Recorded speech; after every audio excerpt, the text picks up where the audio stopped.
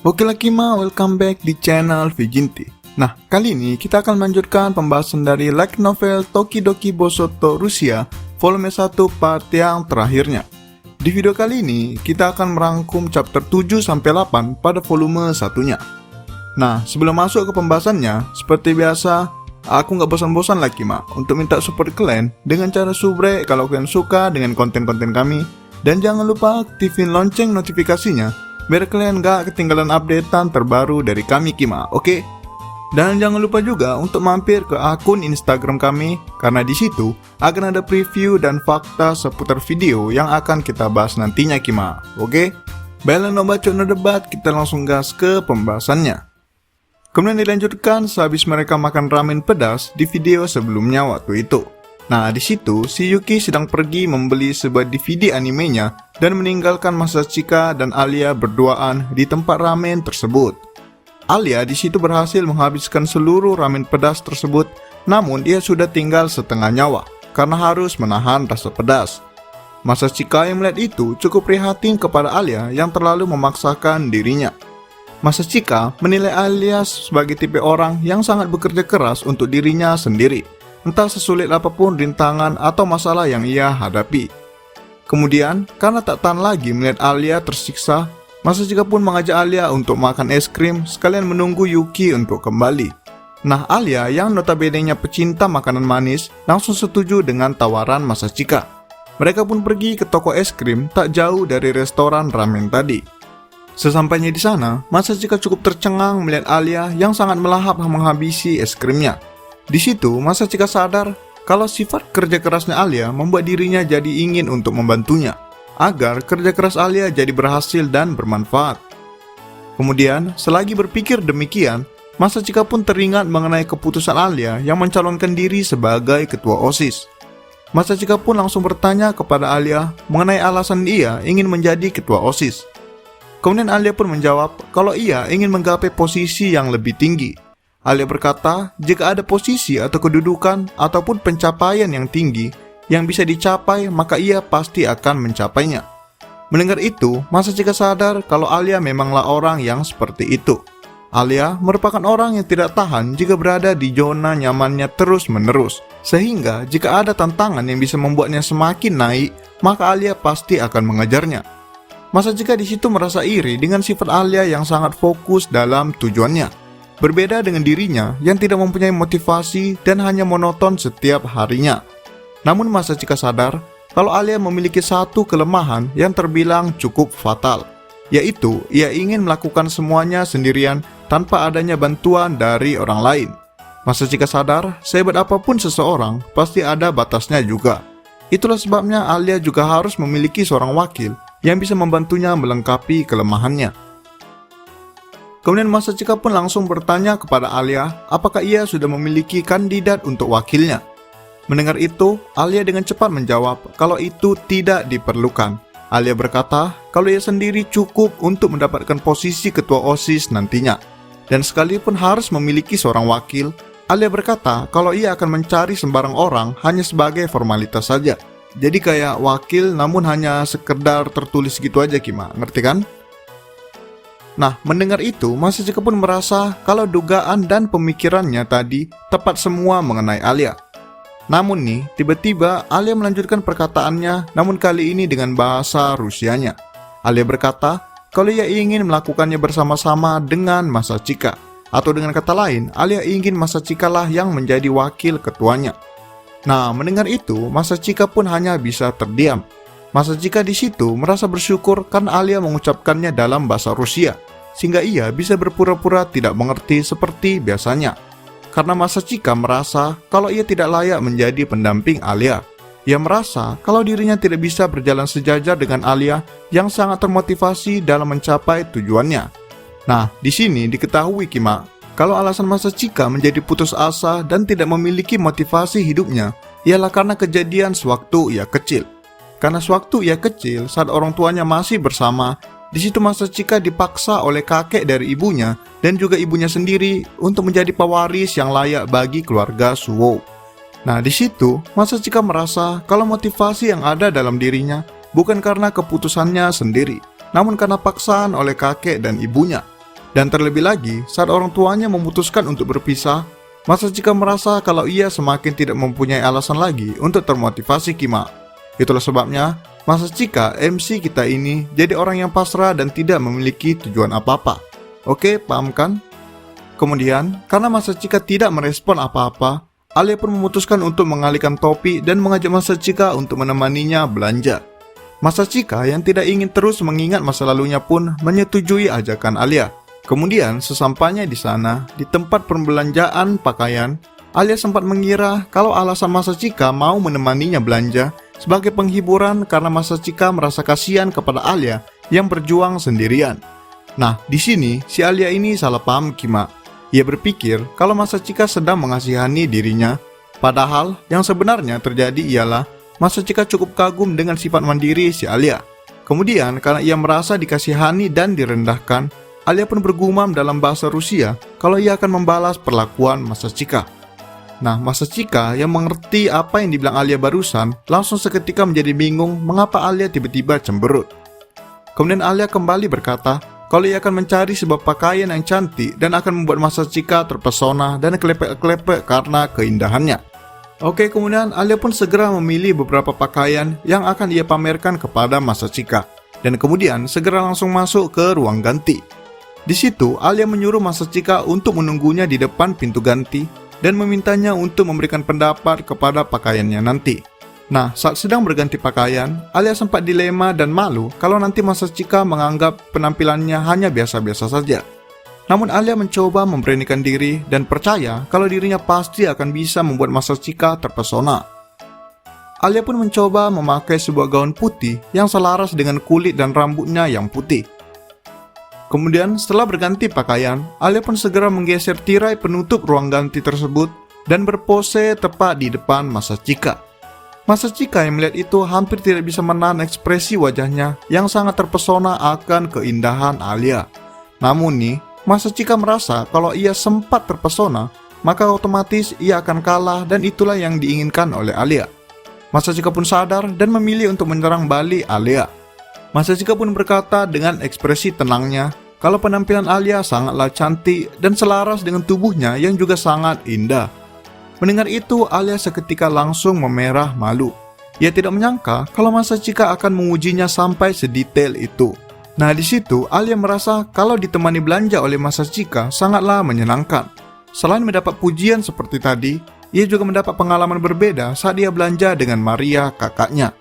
Di sisi lain, Masachika juga sedang menahan malu karena ia tidak menyangka kalau ia akan memberikan pujian berlebihan seperti tadi.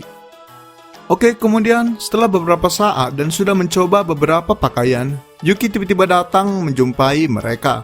Mereka pun akhirnya memutuskan untuk pulang bersama dan berpisah di stasiun nantinya. Kemudian saat sedang di kereta, tiba saatnya Masachika harus turun karena stasiun tujuannya sudah dekat. Namun, karena Yuki juga sekarang sedang tinggal di rumah Masachika, maka Yuki otomatis akan turun bersama dengan Masachika. Kemudian setelah sampai, Masachika dan Yuki pun turun bersama dan berpamitan dengan Alia. Nah, di situ si Alia ini mulai merasa curiga. Mengapa Masachika dan Yuki pulang bersama? Padahal nih Kima, rumah Yuki itu berjarak 3 stasiun dari rumah si Masachika. Alia pun mulai dipenuhi rasa curiga, ditambah rasa cemburu, ditambah juga rasa penasaran yang mengalihkan pikirannya. Oke lah Kima, kita sekarang masuk ke chapter ke-8-nya atau chapter terakhir di volume 1-nya. Nah, Masachika saat itu sedang berada di ruangan OSIS. Masachika menggantikan Yuki untuk membeli peralatan untuk ruang OSIS. Masachika sendiri sebenarnya tidak mau mengerjakan hal yang sangat merepotkan tersebut. Namun, karena itu permintaan dari adiknya sendiri yaitu Yuki, Masachika tidak tega untuk menolaknya. So, bisa dibilang Kima, si Masachika ini lemah lah kalau udah berurusan sama adiknya Yuki. Alhasil, mau tidak mau, Masachika pun menuruti permintaan Yuki dan menggantikannya untuk urusan OSIS. Kemudian, saat berada di ruangan OSIS, Masachika bertemu dengan Maria untuk pertama kalinya. Melihat kedatangan Masachika, Maria pun langsung memperkenalkan dirinya. Di situ, Maria juga pertama kali melihat Masachika secara langsung, yang dimana sebelumnya Maria hanya mengenal Masachika lewat cerita dari Alia saja. Kemudian, merasa tak asing dengan Masachika, Maria pun langsung menggenggam tangan Masachika dan mendekatkannya ke wajahnya. Maria pun langsung bertanya bagaimana pengejaan nama Masachika sekaligus memeriksa dengan detail wajahnya. Nah, di sini Kima, ini teori Mimin sendiri ya. Kalau kalian ingat di video-video sebelumnya, aku pernah bilang kalau si Maria ini memiliki cinta pertamanya sewaktu masih SD di Rusia. Nah, si Maria ini hanya mengingat nama panggilan dari cowok cinta pertamanya tersebut. Namun, mengenai wajah dan nama aslinya, Maria sendiri nggak ingat Kima. Nah, hal itu juga berlaku sama si Masachika. Si Masachika ini juga dulu memiliki teman masa kecilnya sewaktu berada di Rusia.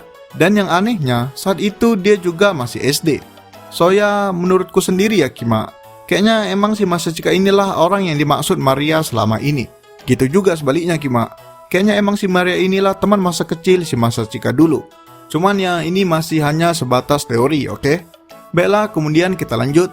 Setelah selesai berkenalan, Masachika dan Maria pun segera berangkat untuk memberi peralatan OSIS. Kemudian saat sedang berbelanja, Maria selalu teralihkan dan hampir membeli barang-barang yang menurutnya bagus namun tidak ada kaitannya sama sekali dengan OSIS. Jadi kayak si Maria ini bisa dibilang hyperaktif lah. Nah di situ, Masachika yang notabene-nya orang yang santai langsung merasa lelah mental karena berada di samping Maria. Nah Masachika pun langsung bertanya-tanya apakah Alia bisa bertahan berduaan dengan Maria yang hyperaktif tersebut. Nah, di situ juga Masachika sadar kalau Alia dan Maria sangatlah kontras dari segi sifatnya. Oke, kemudian saat tengah melewati toko boneka, tiba-tiba Maria teralihkan kembali ke sebuah boneka kucing. Maria pun berkata kalau boneka tersebut sangat mirip dengan Alia. Maria pun dengan segera langsung membeli boneka tersebut dan memberinya nama Alia. Masachika di situ hanya bisa pasrah melihat tingkah Maria yang terlalu bebas dan kekanak-kanakan. Masachika pun hanya bisa menurut dan mengikuti Maria kemanapun ia suka. Oke, kemudian setelah cukup lama berputar-putar tidak jelas, akhirnya mereka pun mulai berbelanja kebutuhan OSIS. Oke, kemudian dilanjutkan kembali saat Masachika dan Maria kembali ke ruangan OSIS setelah selesai memberi peralatan OSIS. Sesampainya di sana, sang ketua OSIS langsung menyambut mereka dan memuji kinerja mereka yang bagus. Nah, karena itu, untuk kedua kalinya, ketua OSIS tersebut melihat Masachika yang sangat berguna bagi OSIS. Ketua OSIS tersebut pun kembali mengajak Masachika untuk bergabung ke OSIS. Nah, Masachika seperti biasa dengan cepat langsung menolak tawaran tersebut. Masachika pun memberanikan diri untuk menjelaskan alasan ia tidak ingin bergabung ke OSIS, ialah karena ia merasa dirinya tidak layak. Berbeda dengan Alia dan Yuki, yang dimana mereka memiliki tujuan dan motivasi yang sangat tinggi saat ingin bergabung ke OSIS. Nah, mendengar itu, ketua OSIS dan Maria pun langsung tertawa heran. Ketua OSIS tersebut pun langsung menegaskan kalau itu bukanlah masalah yang besar. Karena dirinya sendiri juga bergabung dengan OSIS agar ia bisa menarik perhatian wanita yang ia sukai, yaitu wakil ketua OSIS yang sekarang. Kemudian Maria juga ikut menambahkan kalau alasan ia bergabung ke OSIS juga bukan karena tujuan yang tinggi, melainkan hanya karena diundang dan ia merasa OSIS cukup menarik. Nah, mendengar itu semua, Masachika pun merasa kalau ia terlalu mengkhawatirkan hal itu semua. Ia merasa kalau ia sudah terlalu berlebihan memikirkan layak atau tidaknya dirinya, sehingga ia takut untuk membuat sebuah keputusan. Kemudian ketua OSIS tadi pun melanjutkan dengan berkata, kalau itu bukanlah masalah besar jika kita tidak memiliki alasan yang kuat maupun motivasi yang tinggi jika ingin melakukan sesuatu. Karena yang terpenting ialah kita bertanggung jawab menyelesaikannya dengan baik. Itulah sebabnya, sekalipun Masachika bergabung dengan alasan hanya untuk membantu orang lain, maka itu juga sudah cukup baik. Nah, mendengar itu, Masachika teringat mengenai Alia yang mencalonkan diri menjadi ketua OSIS dan belum memiliki wakil ketuanya sampai sekarang.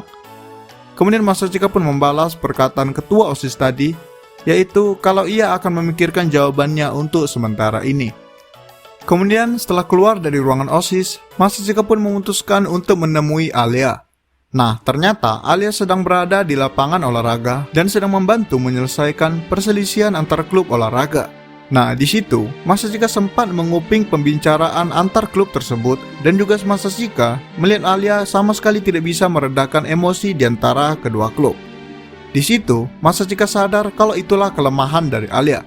Karena ia tidak peduli kepada sekitarnya, otomatis ia juga tidak akan bisa membaur dan juga akan sulit mendapatkan kepercayaan dari mereka.